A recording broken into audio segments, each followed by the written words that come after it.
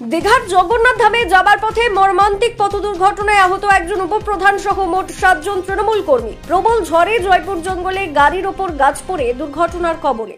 আগামীকাল রয়েছে দীঘার জগন্নাথ ধামের উদ্বোধনের আগেই কতুলপুর ব্লক তৃণমূল কংগ্রেসের নেতৃত্বে ৩টি গাড়ি করে মোট ১৫ থেকে ২০ জন তৃণমূল নেতাকর্মী দীঘার উদ্দেশ্যে রওনা দিয়েছিল গতকাল সন্ধে।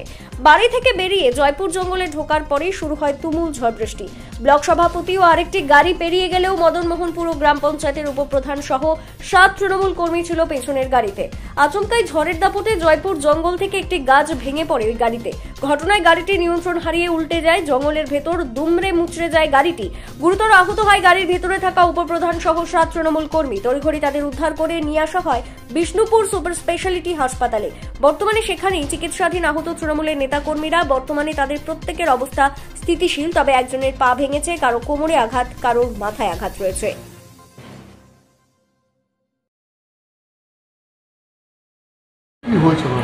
আমরা কতুলপুর ব্লক থেকে তৃণমূল কংগ্রেস থেকে জগন্নাথ মন্দিরে উদ্বোধন করতে যাচ্ছিলাম আমাদের মমতাদির ডাকেতে।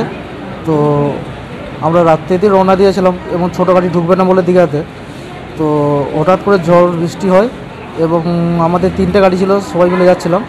হঠাৎ কতজন? মোট তোমার 15-16 জন হবে। 15 না 20 জন? ও 20 জনের মতন সামথিং হবে। 3টে গাড়ির মধ্যে সবাই মিলে গিয়েছিলাম।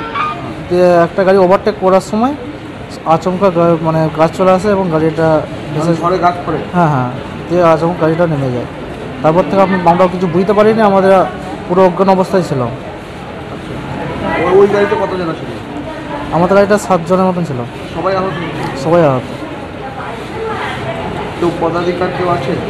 পদাধিকার বলতে কি তোমার আমাদের একজন গাড়িতে মধ্যে ছিল মদনমোহনপুরে উপপ্রধান। আর আপনারা সব তৃণমূল? হ্যাঁ, আমরা কর্মী একজন সবাই।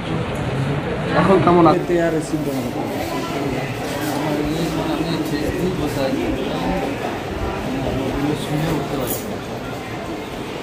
তার মধ্যে ভালো হয়েছে সবাই থেকে, আমরা আর ওই কমরা সিট